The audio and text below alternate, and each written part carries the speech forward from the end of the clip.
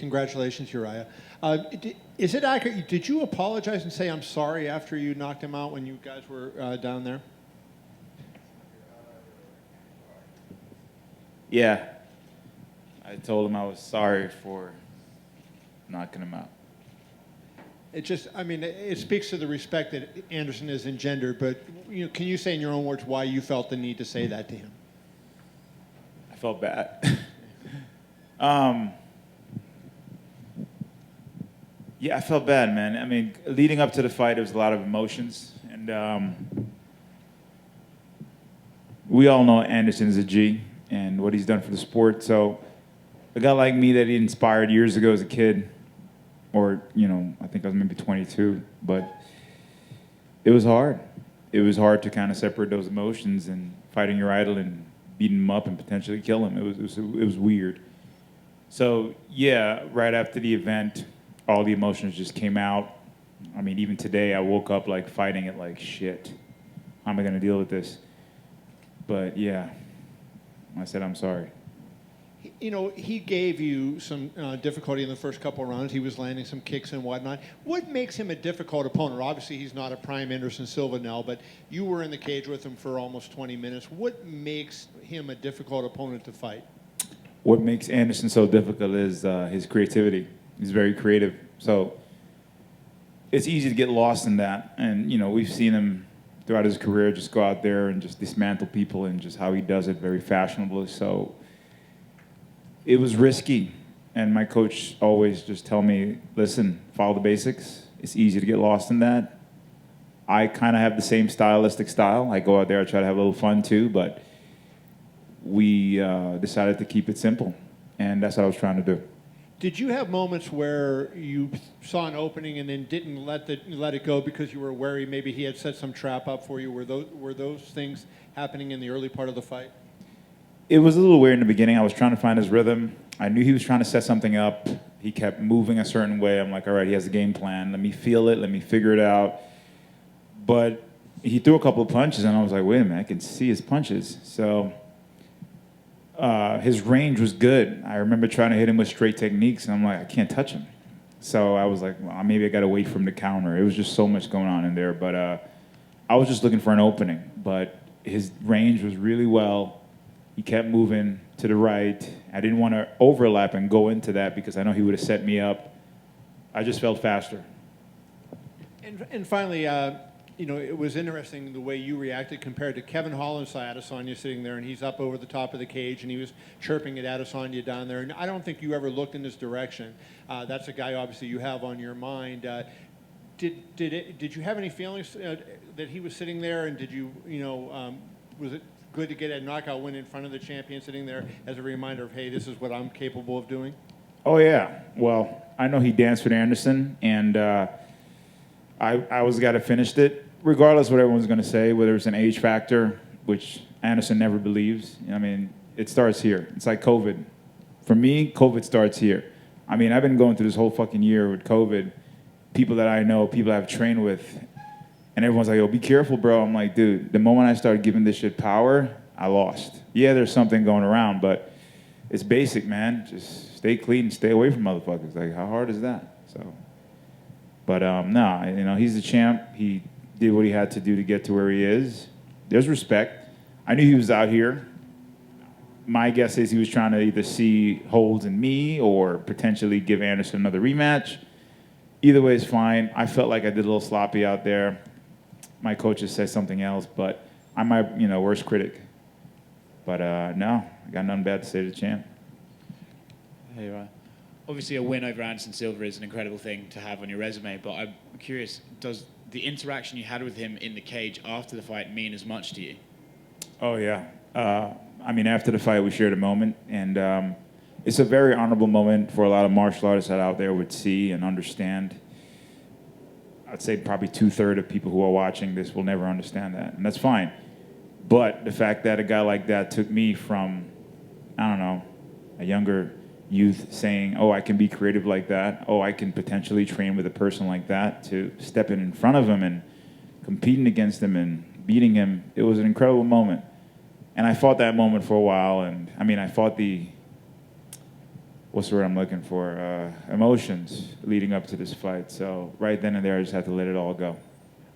And I'm sure you're going to have to take some time to digest this, but you will have, Dana White's confirmed it, you have the honor of being Anderson Silva's last UFC fight. That's something no one can ever take away from you. That's going on your resume as a separate thing in itself.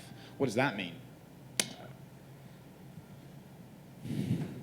I mean, there's nothing to boast about. It's not like, I don't see anything to boast about. It was an incredible moment we both shared. 4 minutes, 4 rounds. It was just an incredible moment. I have nothing to even say to that. It's like, all right, you know?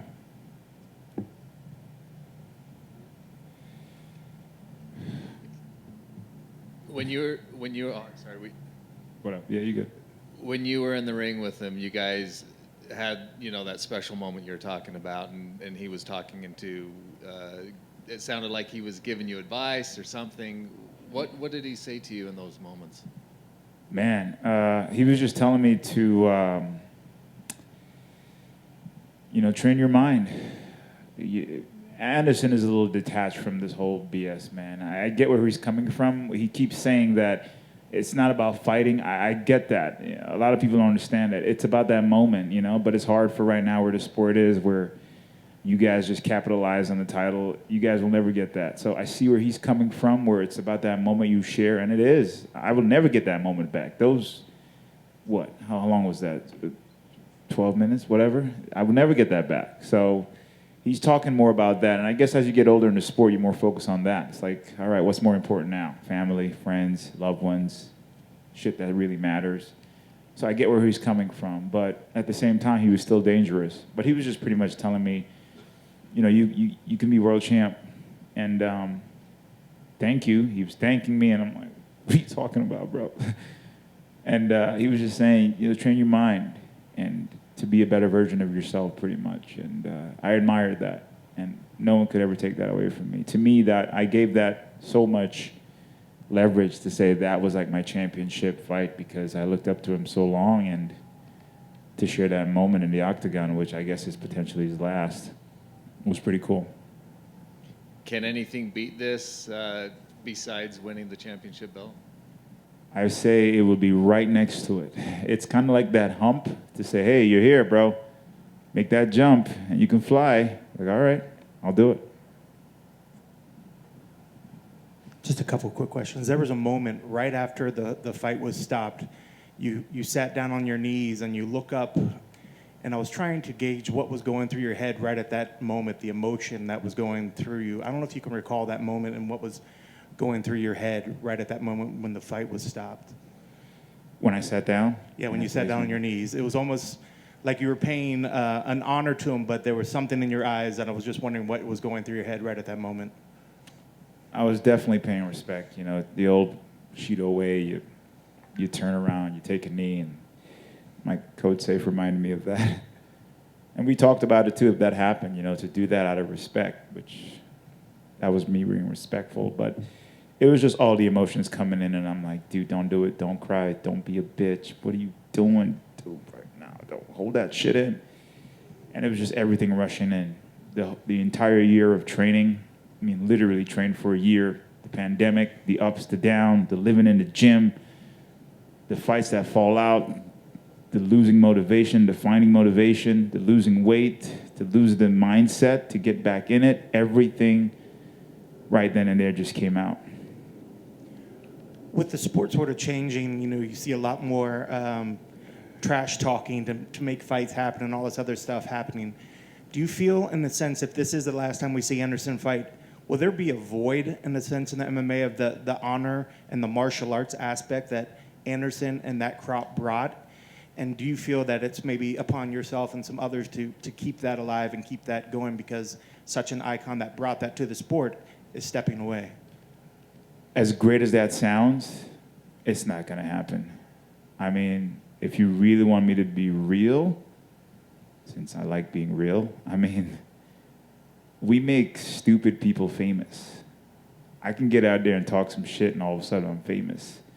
What's that Catch Me Outside chick? Remember that girl who disrespected her mom on TV and she became famous from that?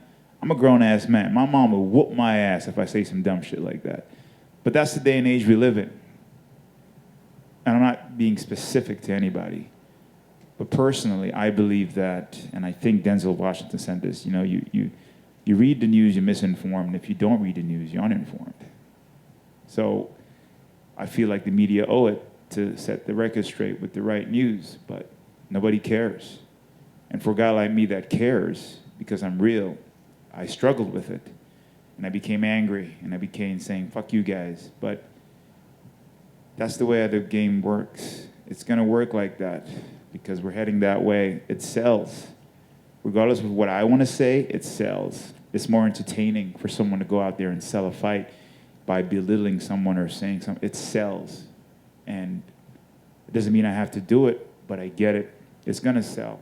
So I owe it to myself to be myself. And to answer your question, I don't think it's going to change. But I do think that it's important to remember who you are and represent yourself well. And hey, if you're not getting what you need to get to where you need to be, maybe talk some shit. But I say go out there and beat the shit out of someone first, and then you have more leverage to do it. Thank you very much. And that's all, folks. Thank you very much for coming in to the Primetime Special. You guys have a great evening and go home safe.